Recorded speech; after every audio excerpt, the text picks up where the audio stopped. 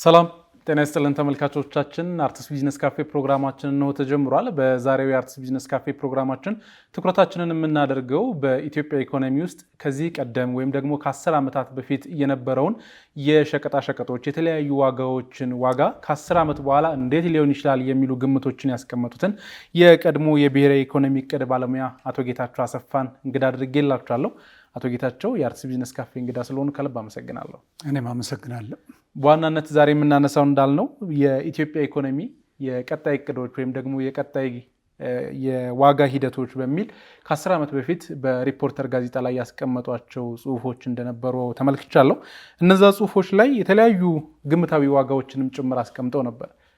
ስላለፈው ወደኋላ መለስ ብለን እንየውና በቀዳሚነት ያለፉት 10 ዓመታት የኢኮኖሚ ለውጦች በኢትዮጵያ ላይ ያመጣው ሂደት ምን ይመስላል የሚለውን በቀዳሚነት እናንሳ። እሺ፣ ጥሩ አመሰግናለሁ። እንግዲህ በአጠቃላይ ሲታይ እኔ እንግዲህ የማክሮ ኢኮኖሚስት ነኝ።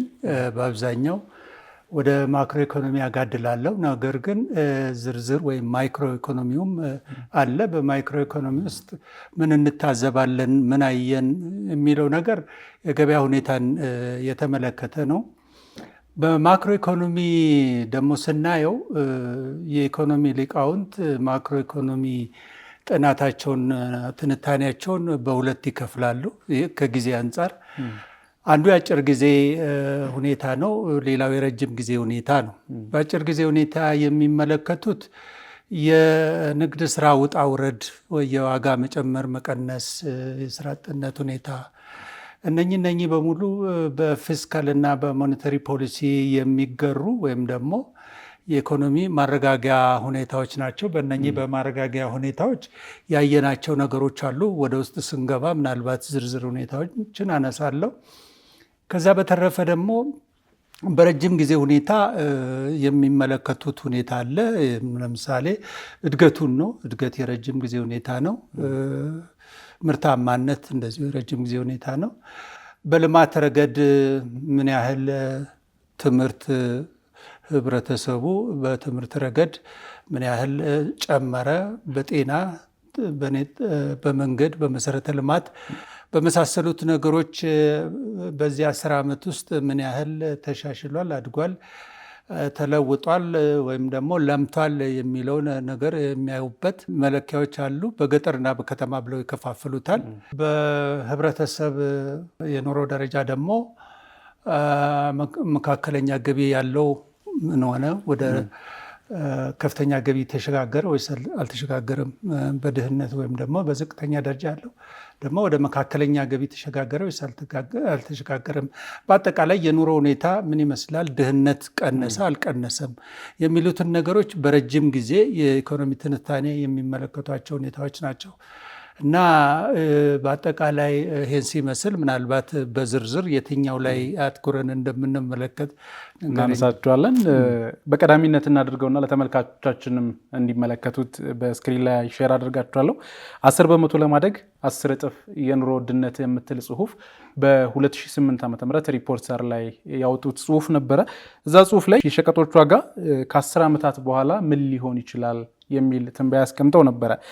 በዚህ ትንበያዎት ላይ በርካታ ነገሮች አሁን ኢትዮጵያ ውስጥ ወይም ደግሞ በኢኮኖሚ ውስጥ ያሉ ሸቀጣ ሸቀጦች ዋጋ እውነትም ወደዛ ዋጋ እየሄዱ ነውና ያ ትንበያን ሲመለከቱ ምናልባት ወደ ነብይነትም በኢኮኖሚው ላይ የሚያስጠጋ እንዳይመስል እስኪ እንዴት ነበረ በዛን ጊዜ እነዚህን የሸቀጣ ሸቀጦች ዋጋ የተመኑበት ምክንያቱም የማክሮ ኢኮኖሚ ለውጡም አልመጣም ነበረ ከዛ በፊት በነበረውና ሂደቱ ምን ይመስል ነበር? በምን አይነት መንገድ ነበር እነዚህ ትንበያዎች የመጡት የሚለው እናንሳ። ጥሩ ነው። እንግዲህ ሁለት አይነት እኛ ኢኮኖሚስቶች ሁለት አይነት የግምትና የወደፊቱን የማየት ዝንባሌዎች አሉን። አንዱ ስሌት አስልተን በስሌቱ መሰረት ዛሬ 10 ዓመትም 20 ዓመትም ምን ሊሆን ይችላል የሚለውን በስሌት ላይ የምንደርስበት ሁኔታ አለ። ይህን ለማድረግ የኢኮኖሚውን መስተጋብር እናጠናለን። የመለኪያዎች አሉ። የእነኛ መለኪያዎችን መስተጋብር እናጠናለን። ያን አጥንተን በሂሳብ ስሌት የምናሰላበት ሁኔታ አለ። ሁለተኛው ደግሞ ኢንቴሌክቹዋል ገስ ይባላል። ሙያዊ ግምት መገመት ነው። እኔ የዛኔ ያደረግኩት የሂሳብ ስሌት ሳይሆን ሙያዊ ግምት ነው። ነገር ግን አሁን ውጤቱን ሳየው ሙያዊ ግምቴ በሙሉ ትክክል እንደነበርኩኝ አያለው። የጠቃቀስኳቸው ለምሳሌ በጣም ዝቅተኛና የማህበረሰቡ በዕለት ተዕለት የሚጠቀምባቸው የሸቀጥ አይነቶች በጣም ዝቅተኛ እንደ ሎሚ፣ ቃሪያ የመሳሰሉትና የዕለት ተዕለት እንትናችን ነው እና የገመትኩት ግምት ከሞላ ጎደል ትክክል መሆኑን አይቻለሁ። እንደው በአንድ ሸቀጥ አይነት ብቻ ስህተት እንደፈጸምኩ አይቻለሁ። ያውም የቅመማ ቅመም ነው። ቅመማ ቅመም ወደ 500 ብር ይደርሳል በኪሎግራም ብዬ የገመትኩት ዛሬ 2 እና 3 ሺህ ብር ደርሷል። ከዛ በተረፈ የቤት ኪራይ ዋጋ ጠቅሽ ያለው፣ የፍራፍሬ ዋጋ ጠቅሽ ያለው፣ የብዙ ነገሮች የልብስና የጫማ ዋጋ መሸጫ ዋጋ ምን ያህል ሊሆን እንደሚችል 2008 ላይ የተነበይኩት እንግዲህ ከ10 ዓመት በኋላ ዛሬ 2018 ላይ ሆነን ስናየው በጣም ተቀራራቢ ሆኖ በመገኘቱ እኔ መቼም ሂሳብ ስሌት ሳላሰላ በግምት እዛ ደረጃ ላይ የሚደርስ ግምት በመስጠቴ በራሴ ደስ ብሎኛል። መልካም። በርካታ ጉዳዮችን አይቼበታለሁ ጽሁፉ ላይ በርካታም ነገሮች ተገልጸዋል።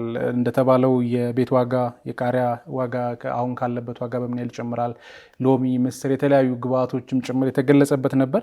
ይህንን ስናነሳ በዋናነት የዋጋ ንረት የሚባሉትን ነገሮች ማንሳታችን አይቀርም። ምክንያቱም ዋጋ ስንተምን ከዚህ ዓመት በኋላ ይህን ያህል ዋጋ ይጨምራል ስንል የዋጋ ንረቱንም ጭምር እያነሳን ነውና የዋጋ ንረት መገለጫ ምልክቶች ምንድን ናቸው የሚለውን በቀዳሚነት ብናነሳ እንግዲህ የዋጋ ንረት መገለጫ በሙያ ደረጃ እና በእይታ በምልከታ ደረጃ የተለያዩ መገለጫዎች አሉት። በሙያ ደረጃ በምጣኔ ነው የሚለካው። ዓመታዊ ወይም ደግሞ ሩብ ዓመታዊም ግማሽ ዓመታዊም ወርሃዊም ሊሆን ይችላል። የጠቅላይ ስታቲስቲክስ አሁን መረጃና ሪፖርት ብናይ ወርሃዊ የዋጋ ንረት ምጣኔን በሀገር አቀፍ ደረጃም ያሰላል፣ በክልል ደረጃም ያሰላል፣ ከወርሃዊም አልፎ ዓመታዊም ያሰላል። ይሄ እንግዲህ ብዙ አይነት የዋጋ ንረት መለኪያ እንትኖች አሉ።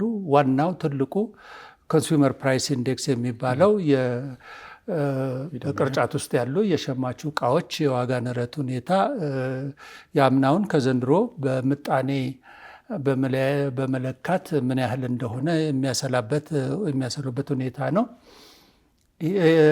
ከኮንሱመር ፕራይስ ኢንዴክስ ከሚባለው የፍጆታ ሸቀጥ በተጨማሪ ጂዲፒ ዲፍሌተር የሚል ወይም ደግሞ ሆልሴል ፕራይስ ኢንዴክስ የጅምላ ሽያጭ ዋጋ ምጣኔ አለ። እነኚህ በሙያ ደረጃ ተለክተው የሚታወቁ ነገሮች ናቸው።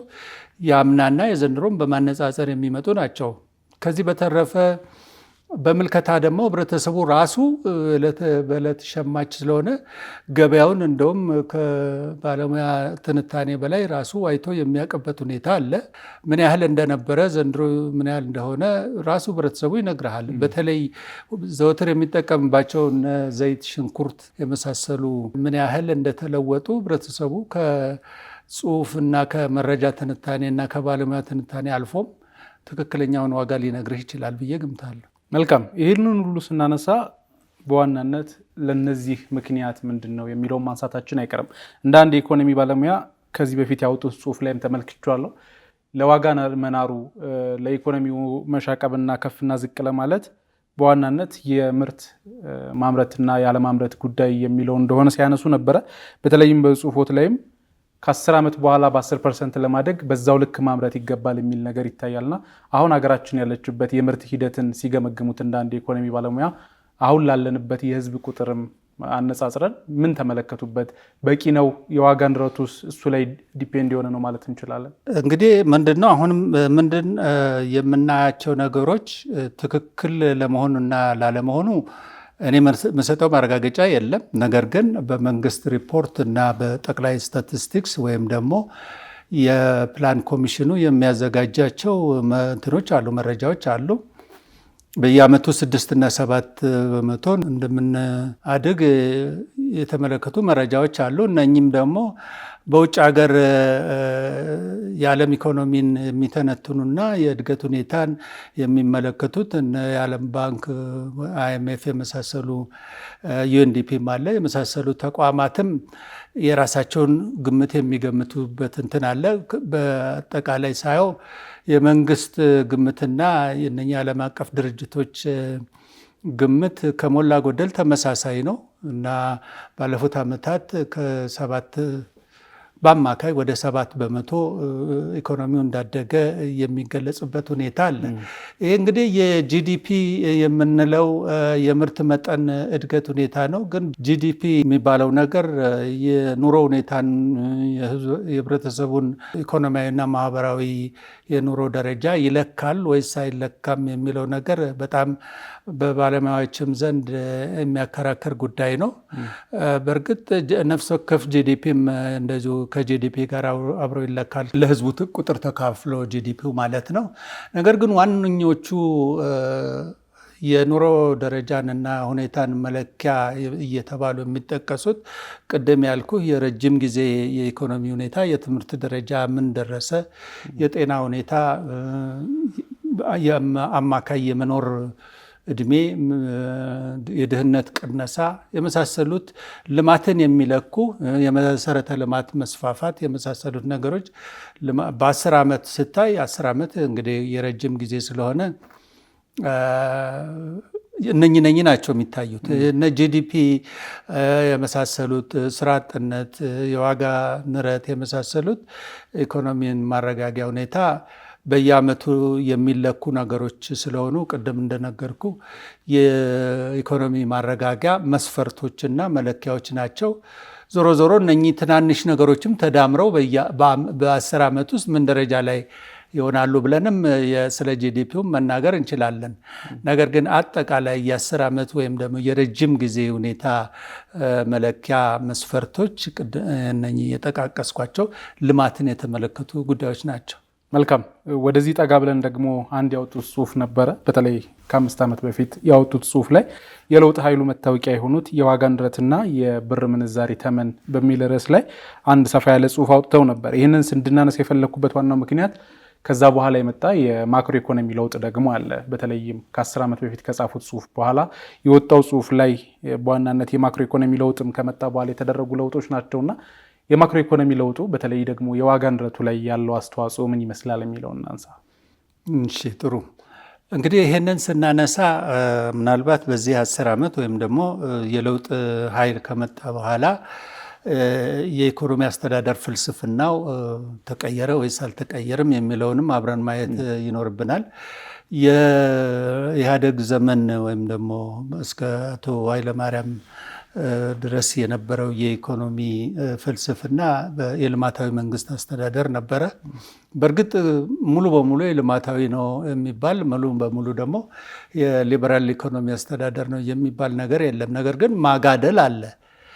በማጋደል ረገድ ስናይ የለውጥ ኃይሉ ከመጣ በኋላ ከልማታዊ መንግስት አስተዳደር ይልቅ ወደ ሊበራል ኢኮኖሚ ወይም ደግሞ ነፃ ገበያ ኢኮኖሚ አስተዳደርን ወደዚህ የማጋደል ሁኔታ አለ። በዛውም ልክ ደግሞ የዓለም ባንክና የዓለም አቀፍ የገንዘብ ድርጅት እጃቸውን ያስገቡበት ሁኔታ እናያለን እና መንግስትም አገር በቀል ኢኮኖሚ ሪፎርም ፕሮግራም ብሎ የጀመረውም ነገር አለ። አንደኛውን ጨርሶ አሁን ሁለተኛው ላይ ነው። በእነኛ ምክንያቶች ምንድን አይነቶች ፖሊሲዎች ናቸው የተተገበሩት፣ ምንን ለማምጣት ነው የተፈለገው የሚለውን ነገር ስንመለከት በአብዛኛው እነኚህ የ3 ዓመት ሪፎርም ፕሮግራሞች ወደ ቅድም እንዳልኩ የአጭር ጊዜ የኢኮኖሚ ሁኔታ ላይ ያተኮሩና አንደኛ የዋጋ ንረትን ለመከላከል፣ ሁለተኛ የብር ምንዛሬ እንዳይዳከም ወይም ደግሞ ትክክለኛውን የአተማመን ስርዓት እንዲይዝ የፈለጉበትና ወደ ነፃ ገበያ የተጋደለበት ብዙ ነገሮች ደግሞ ሊበራላይዝ የተደረጉበት ሁኔታዎች እናያለን። የመንግስት ተቋማት ወደ ግል የዞሩበት ሁኔታ አለ። ነገር ግን ውጤቱን አሁን ስለ ውጤቱ ሳይሆን ነግርህ ስለ ፍልስፍናው መቀየሩ ነው። ወደዚህ ተቀይሯል። በመቀየሩ ምክንያት በአጭር ጊዜ ውጤት መጣ ወይስ ደግሞ ውጤቱን መጠበቅ ያለብን ከረጅም ጊዜ በኋላ ነው የሚሉትን ነገሮች ስናይ በአጭር ጊዜ ብዙም የሚያረካ ሁኔታ እኔ በበኩሌ አላየሁም። ምክንያቱም የዋጋ ንረቱ ከ20 እስከ 30 በመቶ ነበር የመንግስት ሪፖርት የሚያመለክተው ነው። የብር ምንዛሪ ምጣኔም ከ20 እና 17 በመቶ ተነስቶ አሁን ወደ 100 ምናምን ሄዷል። እነኚህ ሁኔታዎች እንግዲህ ሊበራላይዜሽኑ ያመጡ። ለምሳሌ አሁን ሊበራላይዜሽኑ ስንል አንደኛ በገንዘብ ሁኔታ ስናይ የካፒታል ገበያ እንዲቋቋም ተደርጓል። 10 ምናምን የነበሩት ባንኮች አሁን ለውጥ ኃይሉ ከመጣ በኋላ ወደ 30 ደርሰዋል። የገንዘብ ፖሊሲው ፋይናንሻል ዲፕኒንግ የሚባል ነገር አለ። በገንዘብ ኢኮኖሚ ውስጥ የሚጠና ነገር። ይሄ ፋይናንሻል ዲፕኒንግ ማለት ምንድን ነው? እኛ የባንኮች ወይም ደግሞ የገንዘብ ተቋማት ቁጥር ሲጨምር፣ ሁለተኛ የብድር መጠን ሲጨምር፣ ሶስተኛ የጥሬ ገንዘብና የጂዲፒው ሬሾ ወይም ደግሞ መጣኔ ሲቀያየር ገንዘቡ ስርጸት ወደ ኢኮኖሚ ውስጥ ብዙ ገንዘብ ሰርጿል። ዲጂታላይዜሽኑም ይህንን የሚያመጣ ነው። ገንዘብ በጣም በፍጥነት ወደ ኢኮኖሚው የሰረጸበት ሁኔታ እናያለን። የምርት ግን የዛ ነው ያህል አላደገም። ምርት ደግሞ የገንዘቡን ስርጸት ያህል ስላላደገ ገንዘቡ የመግዛት አቅሙ እየተዳከመ ይመጣል። የምርቱ ውስንነት፣ የገንዘቡ ደግሞ ስርጸት ሁለቱ በአንድነት ሲታይ የዋጋ ንረትን ያመጣል። ሁለተኛ ነገር ደግሞ ከዋጋ ንረት በተጨማሪ እንደየነው የብር የመግዛት አቅም የሌሎች ሀገሮችን ምንዛሬዎች የመግዛት አቅሙ በከፍተኛ ሁኔታ ቀንሷል። ይሄ እንግዲህ የሊበራላይዜሽኑ ውጤት ነው።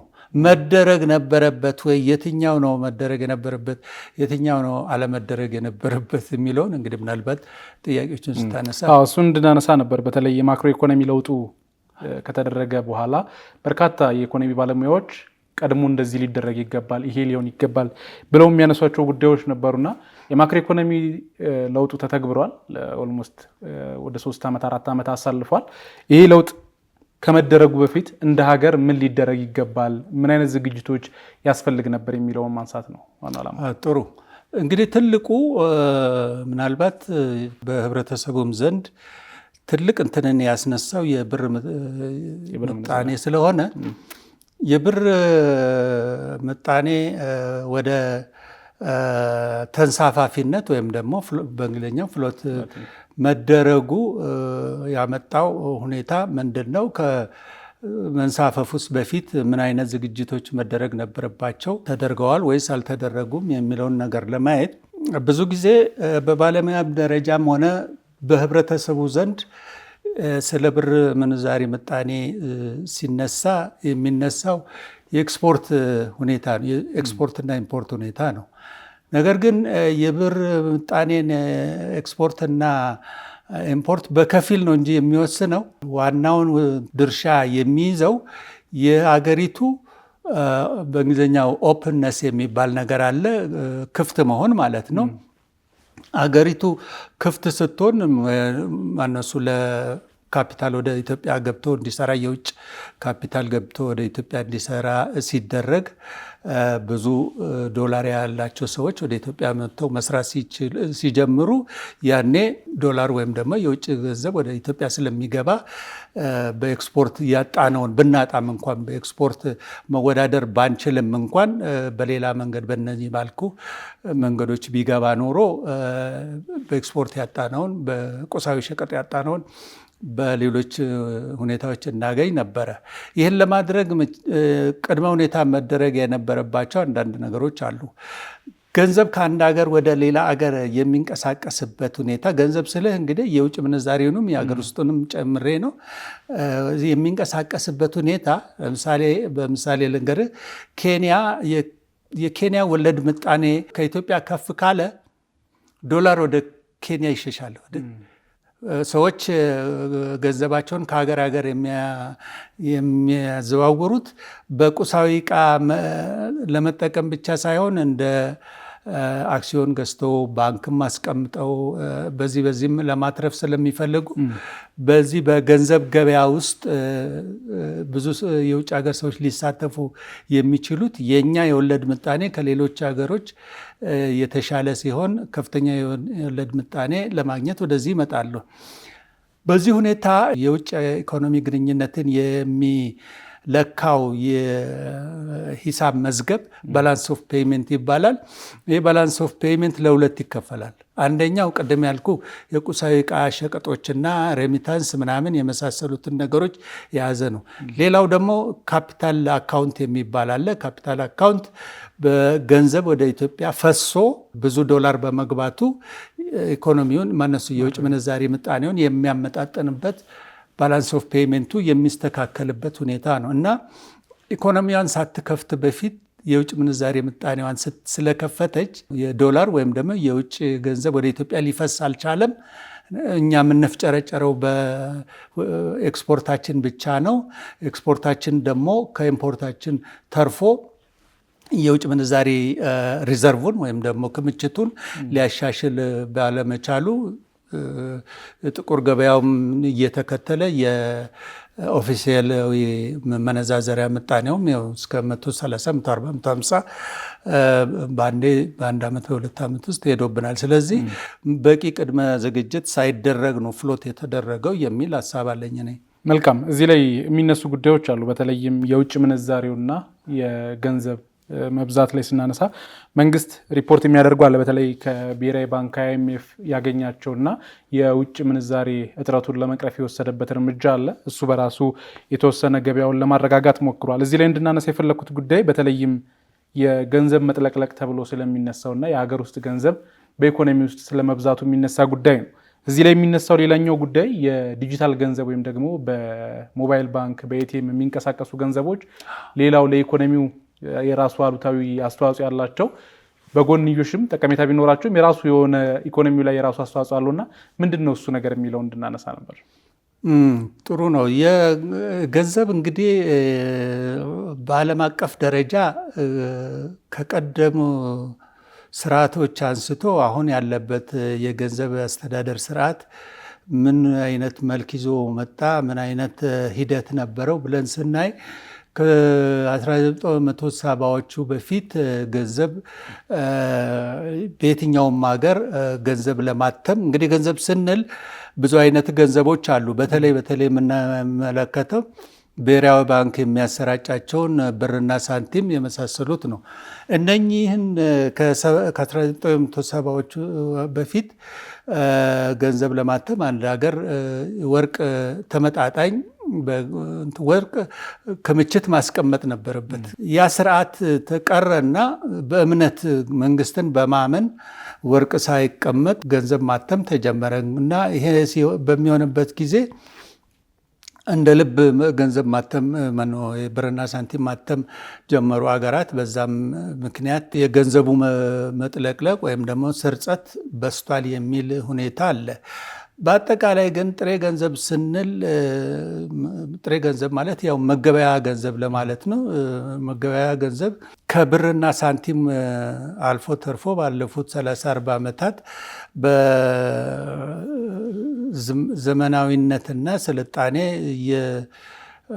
ተስፋፋ በመጣ ቁጥር እንዳልከው መጀመሪያ በባንኩ ከጥሬ ገንዘብ ይልቅ እጅ በእጅ ካሽ ይዞ ሄዶ ከመገበያየት ይልቅ ወደ በባንክ አማካኝነት ወደ መገበያየት ተገባ። ከባንክ መገበያየት ደግሞ ባንኩ እንደገና ደግሞ ሞባይል ባንኪንግ እና የካርድ ክፍያን የመሳሰሉትን ነገሮች አስተዋውቆ አሁን ዲጂታይዜሽኑ በዚህ መሰረት ስለተስፋፋ ይሄ ሂደቱን ጠብቆ ከስልጣኔ ጋር አብሮ የመጣ ነገር ስለሆነ እንደ እንቅፋት አናየውም።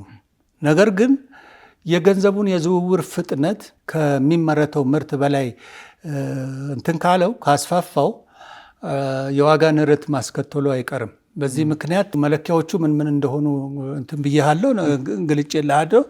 አንዳንድ መረጃዎች ለምሳሌ ይዤ መጥቼ ነበረ። ማነሱ ብዙ ጊዜ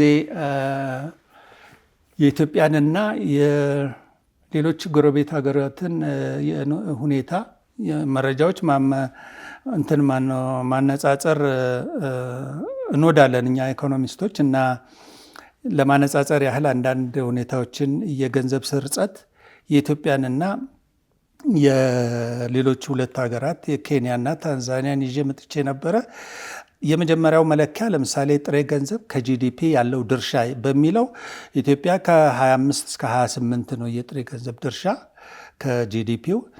ኬንያ ከ40 እስከ 45 ነው። ታንዛኒያ ከ35 እስከ 40 ነው። በዚህ የግል ብድር ለግል ባንኮች የሚያበድሩት ብድር ከጂዲፒው ሲነጻጸር ኢትዮጵያ ከ15 እስከ 20 ነው። ኬንያ ከ25 እስከ 30 ነው። ታንዛኒያ ከ20 እስከ 5 ነው። የባንክ ተደራሽነት ደግሞ ለ100 ሺህ ሰው ኢትዮጵያ 4 ነው በአማካይ፣ ኬንያ 5 ነው፣ ታንዛኒያ 6 ነው። አሁን ምንን ያሳየናል? እነኚህ እንትኖች የዲጂታል ገንዘብ አገልግሎት ደግሞ ኢትዮጵያ በጣም በፍጥነት ነው ያደገችው። በ2014 22 ነበር። አሁን በ2022 እስከ 45 ደርሷል ተጠቃሚነት፣ የዲጂታል እንትን ገንዘብ ተጠቃሚነት።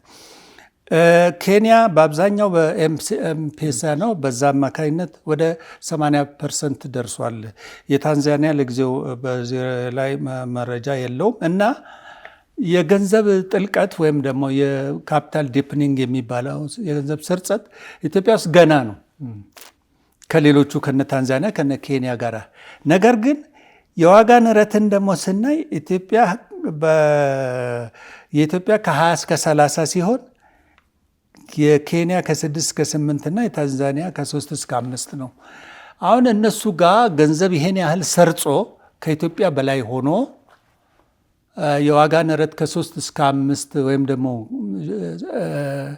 ነጠላ አሃዝ ሲሆን እኛ ከ20 እስከ 30 ሆኖ አሁን ምናልባት በመንግስት በሚመጣው እንትን ወደ 13 ወርዷል የሚል እንትን አለ። ነገር ግን አሁን ሁለት እንትኖች አሉ የሚቃረኑ ነገሮች።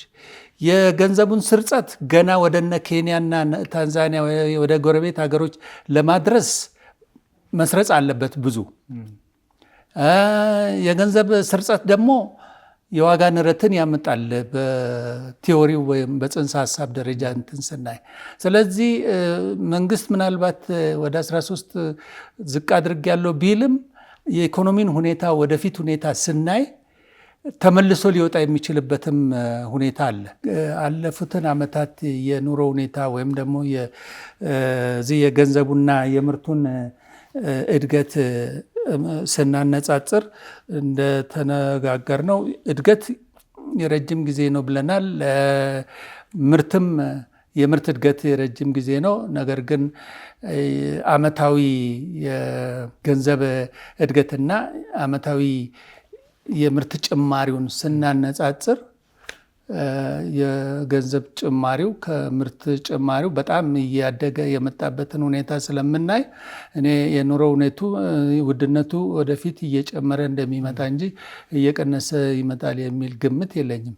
ምናልባት ለተወሰነ ጊዜ የንግድ ስራ ውጣ ውረድ ስንል ምን ማለታችን ነው? የመቀዝቀዝና የገበያ መቀዝቀዝና የገበያ መሞቅ በአንድ ዓመት በሁለት ዓመት ውስጥ በሶስት ዓመት የሚከሰቱ ነገሮች ስለሆኑ በአንድ ዓመት በሁለት ዓመት በሶስት ዓመት የገበያ መቀዝቀዝና መሞቅ ሁኔታ ብሔራዊ ባንኩ በሚወስዳቸው በተለይ የገንዘብ ፖሊሲዎች ሊቀንስና ሊጨምር ይችል ይሆናል። ነገር ግን ዘለቄታዊ እንትን አለው ብዬ እኔ አልገምትም።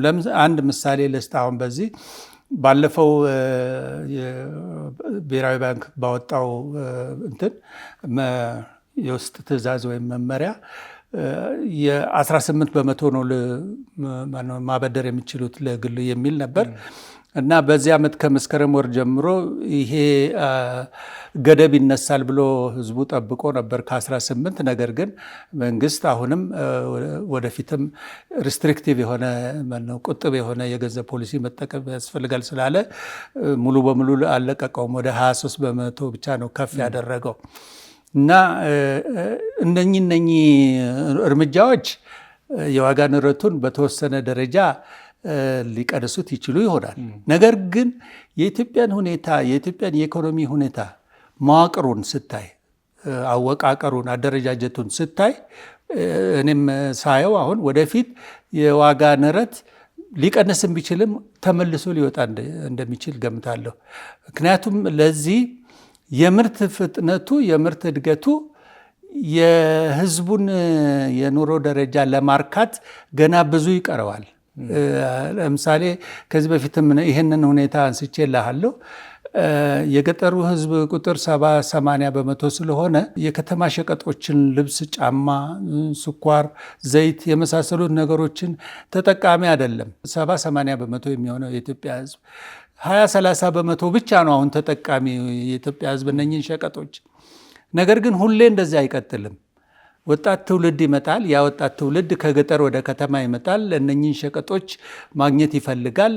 ስለዚህ የህዝብ ቁጥር ወይም ደግሞ የከተሜው ህዝብ ቁጥር በጨመረ ቁጥር የእነኚህ እቃዎች ዋጋ እየተወደደ ነው የሚመጣው፣ ምርቱን ካላሳደግን ማለት ነው። በዚህ አመክንዮ ምክንያት ወደ የኢትዮጵያ የኢኮኖሚ ወይም የዋጋ ንረት ሁኔታ ለጊዜው ቢረግብም ወደፊት ተመልሶ ሊወጣ እንደሚችል እገምታለሁ። በርካታ የኢኮኖሚ ባለሙያዎች እዚህ ጉዳይ ላይ የሚያነሷቸው ሀሳቦች አሉ። በተለይ ያለፉትን 2 ዓመታት ቀጣዮችንም 2 ዓመታት አንስተው ሲያወሩ የማክሮ ኢኮኖሚ ለውጡ፣ የገንዘብ ፖሊሲው፣ በተለይም ደግሞ የውጭ ምንዛሪው ላይ የተጣለው የፍሎቲንግ ወይም ደግሞ የነፃ ገበያ በሚል አየር ላይ የተንሳፈፈበት ምክንያት በርካታ የኢኮኖሚ እንቅስቃሴዎች በኢትዮጵያ ውስጥ እንደቀነሰና ተረጋግቶ እየሄደ እንደሆነ ወይም ደግሞ በዛ ልክ ከፍ ዝቅ የማለት ጉዳይ እንዳለ ሆኖ ነገር ግን በቀጣይ በርካታ ጉዳዮች ሊሻሻሉ እንደሚችሉ ሀሳባቸውን ያቀርባሉ። ይህንንም ሲያቀርቡ አንደኛ የውጭ ምንዛሬው እየተረጋጋ የሚሄዱ ጉዳይ ወይም ደግሞ እየተለመደ ይመጣና አንድ ቦታ ላይ የመርጋት ነገር ይኖረዋል። ይህም ከጥቁር ገበያው ጋር ተቀራራቢ የመሆንና ጥቁር ገበያውንም እስከ መቀነስ ደረጃ የሚደርስበት ነው የሚሉት ነው። እዚህ ላይ እርስዎ እንዲመልሱልኝ የፈለግኩት በኢትዮጵያ ኢኮኖሚ ውስጥ የዋጋ ንረቱ በቀጣይ 10 ዓመታት ምን ሊሆን ይችላል የሚለውንም እንድናነሳው አሁንም ሲሉኝ ነበረ። ነገር ግን ከዚህ በፊት በ2008 በጻፉት ጽሁፎት ላይ ያለፉትን 10 ዓመታት ተንብየውልናል። በቀጣይ ደግሞ 10 ዓመት ምን ሊሆን ይችላል የሚለው እንድናነሳ። ይሄ ሰፋ ያለ እስካሁን ያልነካነው ነገር አለ። ምንድነው? ስራ አጥነትን። ስለ ስራ አጥነት አልተነጋገርንም። አብረን የስራ አጥነት ሁኔታንም ስናይ የወጣቱ ትውልድ ምን ሁኔታ ላይ ነው፣ ኑሮ ደረጃው፣ ስራ የማግኘት እድሉ የሚሉትን በጋራ ስናይ እንዲሁ የዋጋ ንረት ብቻ ላይ እንዳናተኩርና ሰው ተኮር ግምትና ትንበያ ልንሰጥ እንደሚገባን የሚያመለክት ሁኔታ ይመጣል። ስራ አጥነትና የዋጋ ንረት ተቃራኒ አካሄድ ነው ያላቸው። ለምሳሌ ቁጥብ የገንዘብ ፖሊሲ መከተል ማለት ስራ አጥነትን ያስፋፋል በሌላ መንገድ። ምክንያቱም ቁጥብ ፖሊሲ ስትጠቀም ኢንቨስት አያደርጉም ሰዎች፣ ትርፋቸው ይቀንሳል። ትርፋቸው ሲቀንስ ምርት አያመርቱም። ምርት ካላመረቱ ደግሞ ሰራተኛ አልቀጠሩም ማለት ነው። እና ሁለቱን እንዴት ነው አመጣጥኖ መሄድ የሚቻለው ብለን ማየት ነው እንጂ ያለብን ይሄንን የስራ አጥነት ሁኔታን ወደ ጎን ትተን ስለ ዋጋ ንረት እና ስለ ምንዛሪ ምጣኔው ብቻ ማውሳት ትክክል አይደለም። እና በኢትዮጵያ እንደውም እኔ ወደፊት ትልቅ ሊታሰብበት ይገባል የምለው ከዋጋ ንረቱም ከምኑም በላይ ሰው ተኮር ለመሆን ከፈለግን ወጣቱ ትውልድ ምን እየጠበቀው ነው? ስራ ሁኔታ እየተፈጠረ ነው? እየለካን ነው? ብዙ ጊዜ የስራ አጥነት ሁኔታ በምጣኔ ነው የሚለካው። ኢትዮጵያ ይህን ያህልም ብዙ ለመለካት ጥረት አላደረገችም። የምጣኔ ሀብቱን ምጣኔውን ማለት ነው። የስራ አጥነት ምጣኔ እንግዲህ ለመለካት ሰርቬይ ማካሄድ ሊኖርብህ ይችላል። ስራ አጥነትን መጀመሪያ መተርጎም አለብህ። ስትተረጉም ማን ነው ስራ አጥ ምንድን ነው? ለሳምንት ወይም ለወር ስራ ሳይሰራ የቆየ ነው ወይስ ለአመታት የቆየ ነው? ስውር ስራ አጥነት የሚባል አለ፣ ግልጽ ስራ አጥነት የሚባል ነገር አለ እና ሰው ተኮር እንሆን ካል የስራ አጥነት ሁኔታን ወይም ደግሞ የወጣቱን ትውልድ የወደፊት እጣ ፋንታም አብረን ማየት አለብን። የህዝብ ቁጥር እድገትንም እንደዚሁ አብረን ማየት አለብን። አሁን 130 ሚሊዮን ህዝብ ነው ያለን። ከዛ ውስጥ 70 በመቶ ቢያንስ 75-80 በመቶ በገጠር የሚኖርና በግብርና የሚተዳደር ነው ብለናል። የኢኮኖሚው አደረጃጀት እና አወቃቀር ከገጠር ወደ ከተማ የሚመጣውን የወጣት የስራ ኃይል ሊቀበለውና የሚችል የፋብሪካ የመሳሰሉት አደረጃጀቶች በአገር ውስጥ በከተሞች አካባቢ እያደጉ ነው ወይ የሚለውን ሁኔታ ስናይ እኔ እንትን የለኝም፣ ኦፕቲሚስት አይደለሁም በዚህ ረገድ። ምክንያቱም ባለፉት ዓመታት የተሻሉ ሁኔታዎች ነበሩ።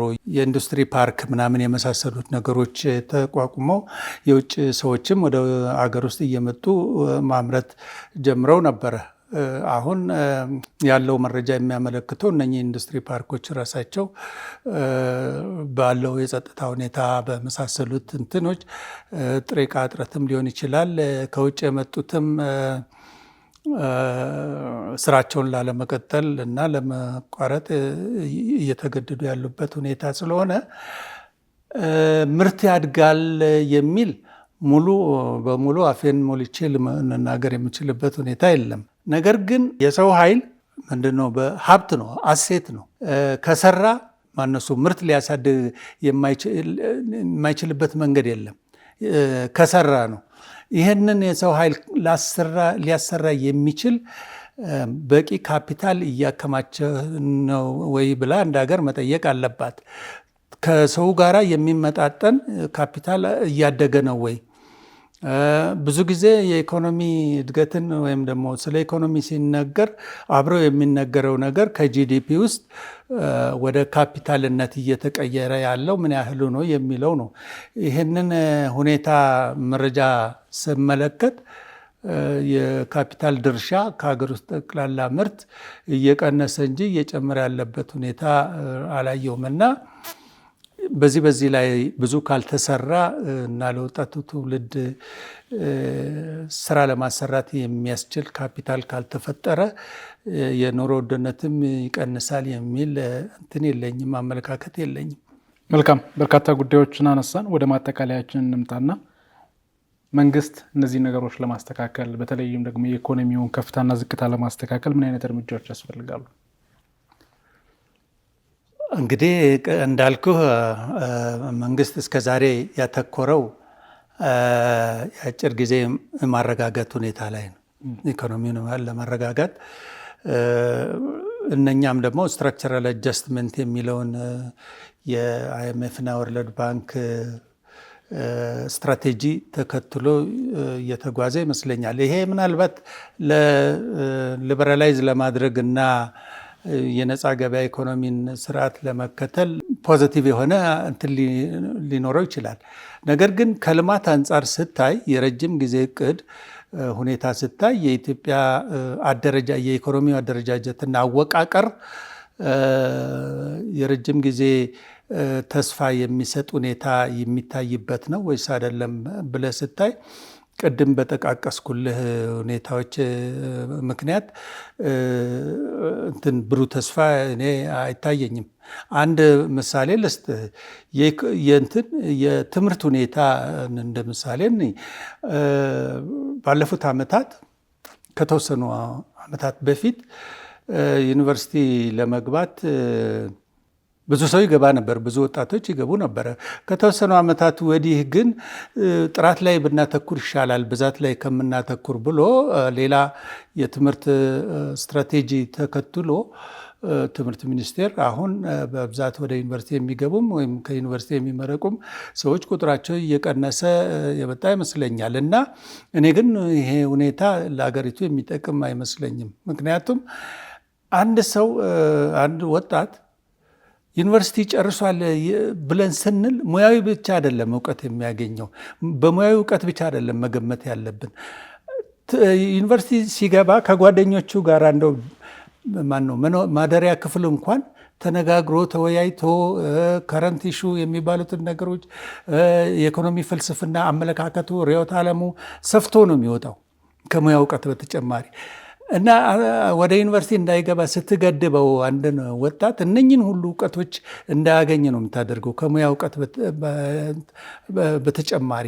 እና የተማረ የሰው ኃይል ቁጥር እየቀነሰ ከመጣ የአገሪቱ የመጪው ትውልድ ኃላፊነት የመረከብ እንትኑን እየቀነስክበት ነው።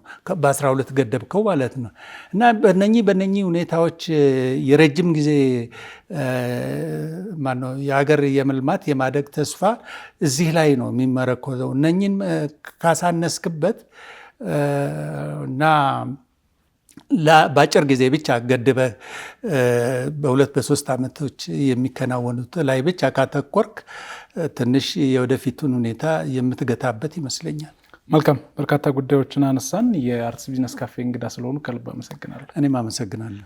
ተመልካቾቻችን፣ አቶ ጌታቸው አሰፋ የቀድሞ የብሔራዊ ኢኮኖሚ እቅድ ባለሙያን በኢትዮጵያ ኢኮኖሚ ውስጥ ከዚህ በፊት ከ10 ዓመታት በፊት የጻፉትን ጽሑፍ አንስተን በተለይም በሸቀጣሸቀጦች ላይ ዋጋ በምን ያህል ሊጨምር ይችላል የሚለውን እቅዳቸውን ወይም ደግሞ ወደፊት ግምታቸውን አስቀምጠው ነበር። እሱም ምክንያት በማድረግ እንግዳ አድርጌ የጋበዝኩላችሁ በርካታ ጉዳዮችን አነሳን። ከቀሪ የአርትስ ቴሌቪዥን ፕሮግራሞች ጋር መልካም ቆይታ